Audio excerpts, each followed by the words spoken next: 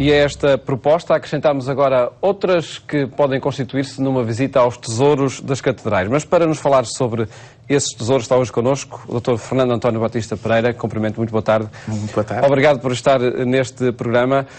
E pedia-lhe, antes de mais, que nos contextualizasse a constituição destes tesouros em torno das catedrais, em torno nas grandes cidades. De que forma é que tudo isso se foi constituindo? Exatamente. Muitas das catedrais datam da Idade Média, aquelas de que vamos falar em concreto, não é? Porque são as dioceses que acompanharam praticamente a formação da nacionalidade e o próprio Estado português, assim que ele se formou. Algumas antecedem-no, como é o caso de Braga, por exemplo, naturalmente, que são dioceses muito antigas no nosso território, que têm uma longa história, que antecedem, portanto, a formação do próprio Estado português. Mas dentro das próprias catedrais foram sendo recolhidos diversos tesouros, de natureza litúrgica em primeiro lugar, portanto os objetos que são necessários para a realização dos atos litúrgicos, como sejam os paramentos, as alfaias, mas também obras de arte que entretanto foram também saindo por razões diversas dos altares, porque foram substituídas ao longo dos tempos, mas foram sendo conservadas, não só das próprias catedrais, mas por vezes de igrejas da diocese que os arcebispos, os bispos, os próprios párocos acharam que, apesar de estarem fora da utilização cultual, continuavam a ter valor artístico suficiente para serem recolhidas e apresentadas. Portanto, essa é a razão porque todas as catedrais acabaram por ser detentoras de maravilhosos tesouros museológicos. Porque havia um espólio que era preciso preservar e conservar. Exatamente. E que estão agora em muitos museus diocesanos. Exato. Ao longo do século XX, até em alguns casos, se calhar um pouco antes, foram constituídos museus diocesanos de arte sacra, quase sempre, embora se possa pôr a questão de que um museu diocesano não tenha de ser obrigatoriamente um museu de arte sacra, possa ter outras funções inseridas dentro da pastoral da Igreja, por exemplo, uma vez que estamos a ter um programa dedicado a todas essas questões, mas a maioria dos museus são efetivamente tesouros de arte sacra. Ora, um deles, sem dúvida nenhuma, talvez dos mais relevantes, até porque foi alvo de uma modernização recente, é sem dúvida o tesouro da Sé de Braga. Não é? Que, aliás, e para quem anda por esses territórios, o Minho pode ser uma boa visita. Exatamente, embora também exista a diocese de Viana do Castelo, naturalmente, não é? No entanto, que está instalada, aliás, numa belíssima igreja, que também tem um património extremamente relevante, o caso do tesouro da Sé de Braga é exatamente pela sua história, pelo seu valor, e sobretudo agora também pela riqueza da sua apresentação, a beleza da sua apresentação, não apenas na área propriamente museológica que corresponde ao andar superior do claustro e dependências anexas, com entrada até para o coro alto, que é em si uma peça fabulosa do barroco português, mas também as capelas da parte do resto do chão do claustro, que também estão musealizadas, e portanto eu penso que a Sé de Braga hoje em dia se apresenta ao público como um museu de arte de extraordinária qualidade, que sobretudo atravessa da arte sacra, mas que atravessa toda a arte portuguesa, de certa maneira desde as origens e até mesmo anteriores à fundação da nacionalidade, até aos séculos XVIII, XIX, enfim, às vezes ao princípio do século XX também. E se quisermos descer um pouco para o Porto, encontramos também outro também museu? Acontece. O Porto também tem uma catedral lindíssima, ela própria um repositório de arte extraordinário, desde o românico até ao final do barroco, e naturalmente também um pequeno tesouro diocesano com, enfim, em que as várias peças fundamentais da arte sacra, lá está, estão reunidas, anexas dentro do próprio edifício da catedral. Neste programa vamos falar de uma outra diocese, Viseu. Que desenvolvimento é que também... Bom, Viseu tem uma característica muito particular, é que Viseu, a Sé está numa praça que é realmente o grande fórum da cidade de Viseu, porque temos a catedral, com o Museu Diocesano exatamente ao lado, depois temos o famoso Museu Grão Vasco, que foi um dos mais visitados museus portugueses do ano passado, portanto é também importante dizer que o museu mais visitado da rede do Estado não está em Lisboa, mas sim é na cidade de Viseu, enfim, tirando o Museu dos Cosques, que enfim, é um caso muito particular, tendendo ao turismo, mas, e depois tem finalmente a Santa Casa da Misericórdia, que também tem um património museológico. Portanto, logo aqui, nesta praça, estão reunidas três instituições de enorme importância cultural para aquela região, para a Beira Alta.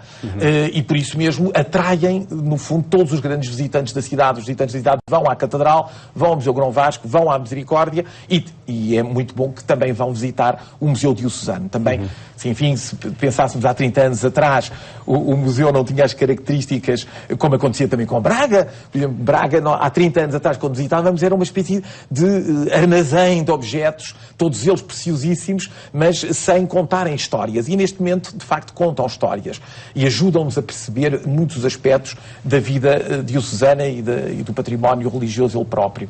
No caso de Viseu, temos também um património extremamente relevante, que de certa maneira é complementar com as outras unidades que estão ao lado. Portanto, tem aquilo que não conseguimos ver no Museu Grão Vasco tão extensamente, também tem outras coisas diferentes do que está no Museu da Santa Casa da Misericórdia. Portanto, de facto, Viseu também é um espaço muito importante e que seguramente para os visitantes da região centro tenho a certeza que não darão perdido o tempo que vão dedicar à cidade e à visita do Museu da Arte Sacra. Todos estes espaços estão disponíveis para quem os queira visitar num horário normal de museus e de visitas turísticas? Exatamente, as visitas turísticas estão normalmente hoje em dia também publicitadas nos sites diocesanos e, portanto, eu penso que as pessoas hoje em dia já não se dirigem a lado nenhum sem consultar o site prévio para saber quais são, e penso que neste momento todas as dioceses têm cuidado de ter disponível nos seus sites os horários de funcionamento destas instituições, porque elas são um ativo importante da missão cultural que também cabe à Igreja. Dr. Fernando António, o encontro com estas peças de arte, com este património religioso, acima de tudo, é um encontro com a história desta região, destas várias regiões? Sem dúvida, e por vezes com a história nacional, como eu disse, e às vezes até mais do que a história nacional. Por exemplo, eu nunca me posso esquecer que na sede de Braga, uma das coisas que mais me impressiona é uma peça paupérrima em termos que é a cruz com que foi celebrada a primeira missa no Brasil. É uma cruz simplicíssima, não é de ouro, nem de prata, nem está cravada de pedras preciosas como muitas outras peças dos tesouros diocesanos, que são peças, sob o ponto de vista material, riquíssimas, não é? Mas tem uma importância fundamental, porque foi, digamos, o símbolo de uma evangelização que ultrapassou os limites da Europa e que foi levada por Portugal para os quatro cantos do mundo. E por isso, cá está, nestes mesmos museus se podem encontrar, por vezes, testemunhos dessa evangelização que se passaram, que levaram Portugal e levaram o cristianismo para outros pontos do globo.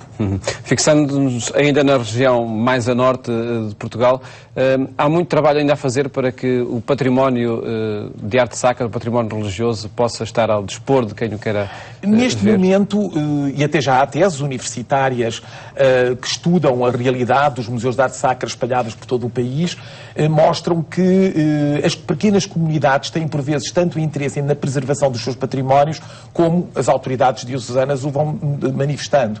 Naturalmente, nós temos a ideia de que há outras prioridades, com certeza, na missão pastoral da Igreja. Eu penso também que, se calhar, muitos destes museus têm que ser repensados em função dessa missão pastoral da Igreja e serem integrados dentro dessa missão pastoral como fatores de educação religiosa. Ou seja, que eles a partir deles também se possa fazer a educação religiosa básica, para as pessoas compreenderem os principais mistérios da mundividência cristã, para as pessoas perceberem até a iconografia cristã, porque quando olham para um quadro, perceber de qual é o mistério de que se está a tratar, qual é o assunto bíblico que está a ser representado. Muitos desses museus podem ter esse papel de educação religiosa stricto sensu, no sentido absolutamente mais básico e que é fundamental, que antes seria o papel que a catequese teve durante muitas décadas, que hoje em dia se calhar continuará com certeza a ter, mas que cada vez mais no mundo descristianizado e também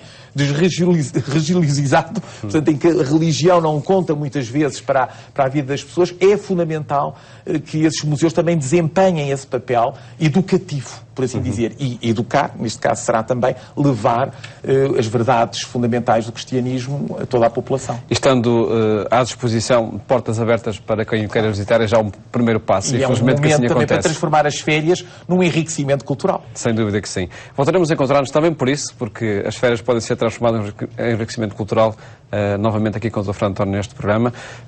E será já amanhã, onde voltamos a falar destes museus que se foram criando, para falar de outras dioceses onde é possível visitar os museus diocesanos. Desejo-lhe um bom fim de tarde.